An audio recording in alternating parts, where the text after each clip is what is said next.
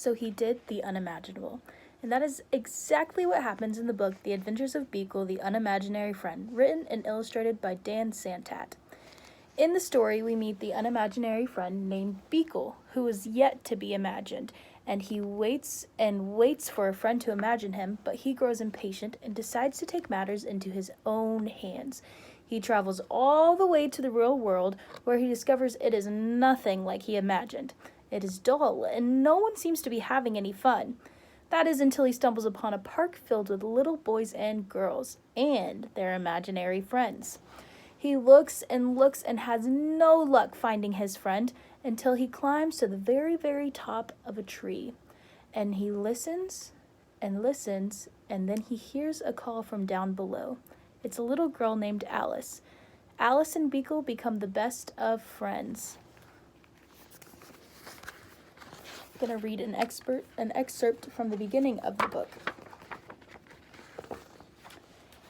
Every night he stood under the stars, hoping for his turn to be picked by a child and given a special name. He waited for many nights, but his turn never came. His mind filled with thoughts of all the amazing things that were keeping his friends from imagining him. So rather than waiting, he did the unimaginable.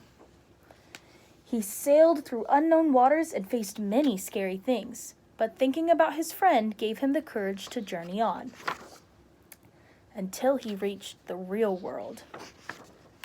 The real world was a strange place. No kids were eating cake, no one stopped to hear the music, and everyone needed nap time. Then he finally saw something familiar, so he followed.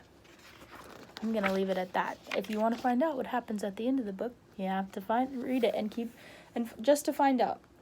Some of my favorite things about this book is how the author uses pictures to depict the mood of the book. So in the beginning, it's really bright and colorful and imaginative, and it's got such great illustrations, and look at all the pretty colors he uses.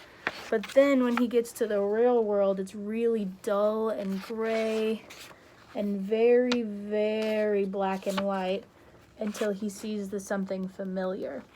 And then, after he follows the something familiar, the colors come back because the imaginary friends are back, and it's filled with children.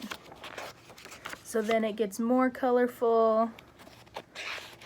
Then it gets a little bit sad again when he climbs to the top of the tree because he can't find her.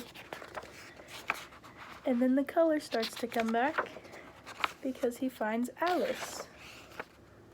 And she's got cute little glasses, and I think it's just depicted very well. Look at the bright colors when they start bonding. So nice. I think the storyline is also very good because the words are spread out in a way where it's almost like a cliffhanger for every page. So it's spread out across the entire page, as you can see, which is very nice. And I just think that the different imaginary friends are also so cool because Beekle himself isn't really a creature that we have seen before. He kind of just looks like a blob, but he's got a cute little crown on.